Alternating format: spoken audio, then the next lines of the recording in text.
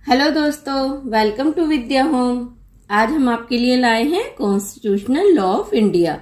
संसदीय व्यवस्था क्या है, इसकी विशेषताएं तथा इसका राष्ट्रपति व्यवस्था से क्या अंतर है।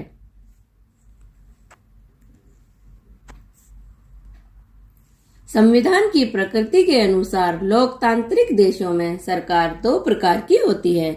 नंबर 1 संसदीय सरकार, नंबर 2 राष्ट्रपति सरकार। संसदीय व्यवस्था या संसदीय सरकार वह सरकार है जिसमें कार्यपालिका अपनी नीतियों एवं कार्यों के लिए विधायिका के प्रति उत्तरदायी होती है। संसदीय सरकार को कैबिनेट सरकार या उत्तरदायी सरकार का वेस्टमिंस्टर रूप भी कहा जाता है। संसदीय सरकार में प्रधानमंत्री सरकार का मुखिया होता है। संसदीय सरकार के उदाहरण ब्रिटेन, भारत, जापान और कनाडा आदि की सरकारें हैं। दूसरी तरफ राष्ट्रपति सरकार में कार्यपालिका अपनी नीतियों एवं कार्यों के लिए विधायिका के प्रति उत्तरदायी नहीं होती है, अर्थात राष्ट्रपति किसी के लिए उत्तरदायी नहीं होता। राष्ट्रपति सरकार को गैर उत्तरदायी या गैर संसदीय सरकार कहा जाता है। राष्ट्रपति सरकार का मुखिया राष्ट्रपति होता है। राष्ट्रपति सरकार के उदाहरण अमेरिका, ब्राजील, रूस, श्रीलंका आदि देश हैं। संसदीय व्यवस्था की विशेषताएं। नंबर 1 देश का मुखिया राष्ट्रपति और सरकार का मुखिया प्रधानमंत्री होता है। संसदीय व्यवस्था में राष्ट्रपति राज्य का केवल नाम का मुखिया होता है, जबकि प्रधानमंत्री सरकार का वास्तविक मुखिया होता है। प्रधानमंत्री मंत्रिपरिषद की मदद से राष्ट्रपति को परामर्श देता है और राष्ट्रपति सलाह मानने के लिए बाध्य होता है। नंबर 2 बहुमत प्राप्त दल की सरकार। संसदीय सरकार में बहुमत दल के नेता को राष्ट्रपति द्वारा प्रधानमंत्री नियुक्त किया जाता है।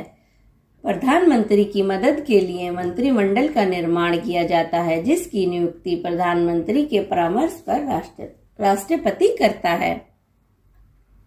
आमतौर से सरकार के सभी सदस्य एक ही दल से होते हैं। नंबर 3 संसद के प्रति सामूहिक उत्तरदायित्व। सामूहिक उत्तरदायित्व का अर्थ है कि प्रधानमंत्री और मंत्रिमंडल एक समूह के रूप में काम करते हैं। लोकसभा में विश्वास मत होने पर सरकार गिर जाती है। नंबर 4 विधायिका और कार्यपालिका में एक ही व्यक्ति। सरकार में विधायिका का सदस्य ही कार्यपालिका का सदस्य होता है। कोई भी व्यक्ति मंत्री बन सकता है, चाहे वह संसद का सदस्य हो या न हो, परंतु उस मंत्री को 6 माह के अंदर संसद का सदस्य बनना आवश्यक है। नंबर 5 सरकार का विघटन। सरकार लोकसभा में विश्वास मत खोने पर या सरकार का कार्यकाल पूरा होने पर प्रधानमंत्री की सिफारिश पर सरकार का विघटन हो जाता है। फिर से नई सरकार के लिए चुनाव होता है। संसदीय व्यवस्था के नुकसान निम्नलिखित हैं। ए यदि लोकसभा में बहुमत समाप्त हो जाए तो संसदीय सरकार उसी समय गिर जाती है। बी संसदीय सरकार में कार्यकाल कम होने के कारण नीतियां लंबे समय के लिए नहीं बनाई जाती। सी यदि संसदीय सरकार पूर्ण बहुमत में हो तो सरकार की निर्णायक क्षमता बढ़ जाती है और सरकार की शक्ति असीमित हो जाती है। डी संसदीय सरकार में विधायिका और कार्यपालिका के सदस्य एक ही होते हैं। इसी कारण यह तरीका शक्ति पृथक्करण के सिद्धांत के खिलाफ है। शक्ति पृथक्करण के सिद्धांत के अनुसार सरकार के 3 अंग विधायिका, कार्यपालिका और न्यायपालिका स्वतंत्र रूप से कार्य करते हैं। ई सरकार में शामिल मंत्री कुशल नहीं होते, इसलिए मंत्री अनुभवी व्यक्तियों की तरह कार्य नहीं करते। संसदीय व्यवस्था की भारतीय संविधान में स्वीकार्यता के कारण निम्नलिखित है। नंबर 1 संसदीय व्यवस्था पर ब्रिटिश शासन का पूरा प्रभाव है, क्योंकि भारत में ब्रिटिश शासन था। नंबर 2 संसदीय व्यवस्था में उत्तरदायित्व को अधिक महत्वता दी गई है। नंबर 3 सरकार के सदस्य एक ही दल के होने के कारण संसदीय व्यवस्था में विधायिका और कार्यपालिका के टकराव को समाप्त कर दिया गया है। राष्ट्रपति शासन की विशेषताएं निम्नलिखित हैं। नंबर 1 अमेरिका में सरकार और राज्य का मुखिया राष्ट्रपति होता है। राष्ट्रपति अपने मंत्रिमंडल में विशेषज्ञों का चुनाव करता है।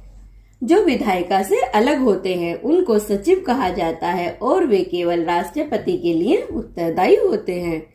नंबर 2, राष्ट्रपति शासन में विधायिका, कार्यपालिका एवं न्यायपालिका पूरी तरह स्वतंत्र होते हैं। नंबर 3, अमेरिकी राष्ट्रपति का कार्यकाल 4 वर्ष का होता है और उसको दोषी पाने पर कांग्रेस द्वारा अभियोग चलाकर हटाया जा सकता है।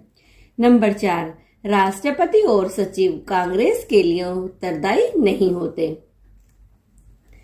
संसदीय व्यवस्था तथा राष्ट्रपति व्यवस्था में अंतर। संसदीय व्यवस्था, बहुमत के दल की सरकार का मुखिया प्रधानमंत्री होता है, जबकि राष्ट्रपति व्यवस्था, राष्ट्रपति सरकार का मुखिया राष्ट्रपति होता है, उसका चुनाव विधायिका से अलग होता है। संसदीय व्यवस्था, संसदीय सरकार के मंत्रिमंडल पर लोकसभा के प्रति सामूहिक उत्तरदायित्व होता है, जबकि राष्ट्रपति सरकार पर संसद के प्रति उत्तरदायित्व नहीं होता है। संसदीय व्यवस्था में विधायिका और कार्यपालिका में शक्तियां स्वतंत्र नहीं हैं, जबकि राष्ट्रपति व्यवस्था में विधायिका, कार्यपालिका और न्यायपालिका की शक्तियां स्वतंत्र हैं। संसदीय व्यवस्था, सरकार में राजनीतिक पार्टी के सदस्य मंत्री बनते हैं, जबकि राष्ट्रपति व्यवस्था में राष्ट्रपति की सरकार विशेषज्ञों या सचिवों की सरकार होती है। संसदीय व्यवस्था में लोकसभा का कार्यकाल समाप्त होने या सरकार गिरने से चुनाव की घोषणा होती है। राष्ट्रपति व्यवस्था में राष्ट्रपति का कार्यकाल निश्चित होता है, जिसको केवल कांग्रेस राष्ट्रपति की गलती से हटा सकती है। दोस्तों, विधि के विषय से संबंधित वीडियो और important notes and question bank के लिए नीचे दिए लिंक पर विजिट करें www.vidyahome.com। Thank you guys.